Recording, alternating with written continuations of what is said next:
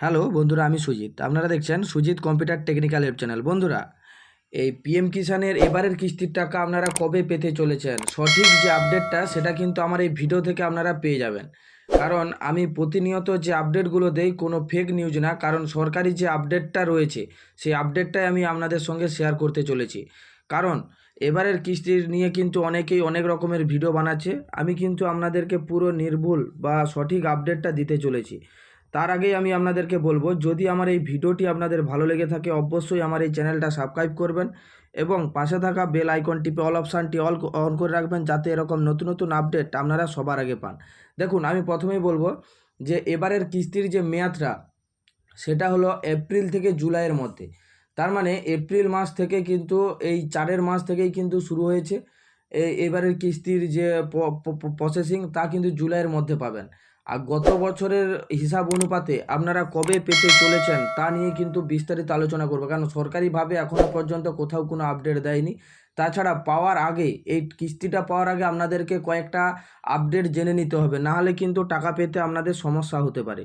এই আপডেটগুলো কি কি করতে হবে বা কোথায় যেতে হবে পুরো ডিটেলসে কিন্তু আমি আপনাদের সঙ্গে শেয়ার করব আজ। প্রথমেই বলবো যে আপনার আইডিটা কি পর্যায়ে রয়েছে সেটা আপনাদেরকে আগে বের করতে হবে। সেটা কিভাবে বের করবেন?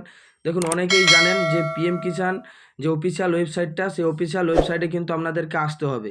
সেটা কিভাবে আসবেন? দেখুন, pmkishan.gov.in লিখেই আপনি গুগলে সার্চ করলে আপনাদের সামনে কিন্তু এরকম একটা ইন্টারফেস অন হবে।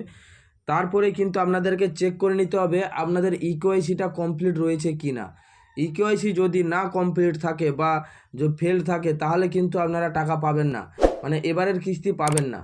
পরে হয়তো আপনার এই টাকাটা একসঙ্গে যুক্ত হয়ে পরের বারে পেতে পারেন, কিন্তু এই টাকাটা পেতে গেলে অবশ্যই ইকেওয়াইসিটা কমপ্লিট করতেই হবে আপনাদেরকে।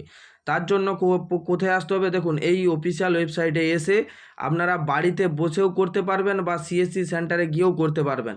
আপনি যদি কিছু না বুঝতে পারেন তাহলে অতি অবশ্যই যে কোনো নিয়ারেস্ট সিএসসি সেন্টারে গিয়ে আপনি আপনার এই ইকেওয়াইসিটা কমপ্লিট করতে পারবেন বা পিএম কিষাণের যাবতীয় তথ্য কিন্তু আপডেট করে নিতে পারবেন যদি আপনার কোনো সমস্যা থাকে।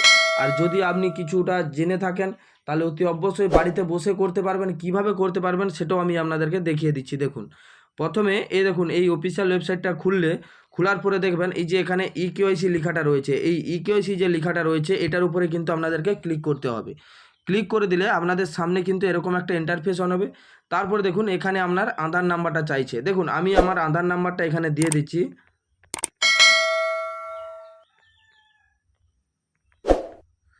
দেখুন, আধার নাম্বারটা দিয়ে যখন আমি এখানে সার্চ অপশানে ক্লিক করছি, সার্চ অপশানে ক্লিক করে দেওয়া মাত্র দেখুন এখানে কি দেখাচ্ছে, ইকেওয়াইসি ইজ অলরেডি ডান, মানে ইকেওয়াইসি কিন্তু আমার কমপ্লিট রয়েছে। যাদের এখানে ইকেওয়াইসির ডান দেখাবে না তাদের কিন্তু নেক্সট পেজে চলে যাবে। সেখান থেকে গিয়ে কিন্তু আপনি ওটিপির সাহায্যে ইকেওয়াইসি করতে পারেন বা বায়োমেট্রিকের সাহায্যেও কিন্তু আপনি ইকেওয়াইসিটা করে নিতে পারেন। এটা কিন্তু ম্যান্ডেটরি। অনেকের হঠাৎই কিন্তু ফেলড হয়ে যায়, মানে আপনি আগের বারের কিস্তি পেয়েছেন তারপরেও কিন্তু এটা ফেলড হয়ে যেতে পারে পরবর্তী কিস্তি পাওয়ার জন্য। তাই অতি অবশ্যই এটা একবার করে চেক করে নেবেন আপনার ইকেওয়াইসিটা ঠিক রয়েছে কিনা। তারপরের স্টেপ কি রয়েছে, যে আপনার যে স্ট্যাটাস, হয়তো আপনার অনেকগুলো অ্যাকাউন্ট রয়েছে। অ্যাকাউন্ট থাকার পরে আপনার যে অ্যাকাউন্টটায় টাকা আসতো সেই অ্যাকাউন্টটা কিন্তু আপনার ডিঅ্যাক্টিভেট হয়ে গেছে।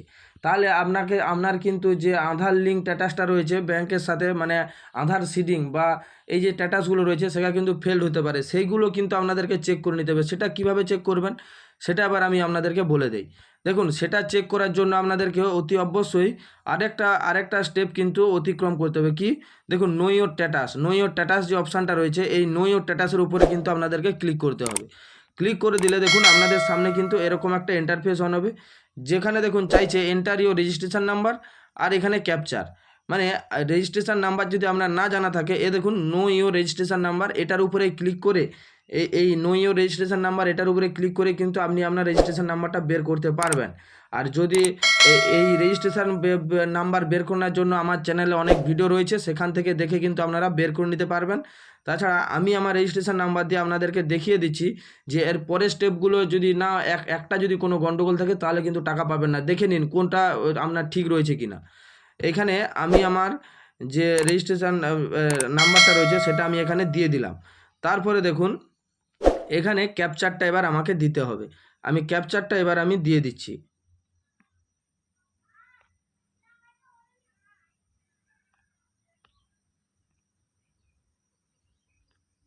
দেখুন আমি এখানে ক্যাপচারটা দেওয়ার পর এই গেট ওটিপিতে ক্লিক করলাম। গেট ওটিপিতে ক্লিক করে দেওয়া মাত্র আমার যে মোবাইল নাম্বারটা লিঙ্ক রয়েছে সেই মোবাইল নাম্বারে কিন্তু একটা ওটিপি চলে আসছে।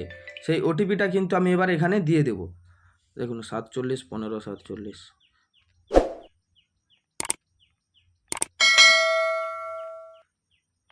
দেখুন ওটিপি আমি এখানে কমপ্লিট করে দিয়েছি। তারপরে গেট ডাটার উপরে ক্লিক করে দেবো। গেট ডাটার উপরে যখনই আমি ক্লিক করলাম, দেখুন আমার যে রেজিস্ট্রেশনের যে ফর্ম মানে যে আইডির কিন্তু পুরো ডিটেলস এখানে খুলে গেছে। এখানে কীটা দেখার রয়েছে দেখুন, এই যে এলিজিবিলিটি স্ট্যাটাস যে অপশানটা রয়েছে না, এই এলিজিবিলিটি স্ট্যাটাসের উপরে কিন্তু আপনাদেরকে ক্লিক করতে হবে। ক্লিক করে দিলে আপনাদের কিন্তু এখানে দেখুন এখানে 3টা গ্রিন টিক মার্ক দেখাচ্ছে। এই 3টা গ্রিন টিক মার্ক থাকা মানেই আপনি টাকা পাবেন।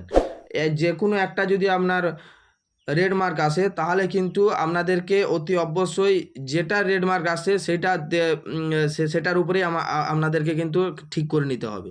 কীভাবে ঠিক করবেন?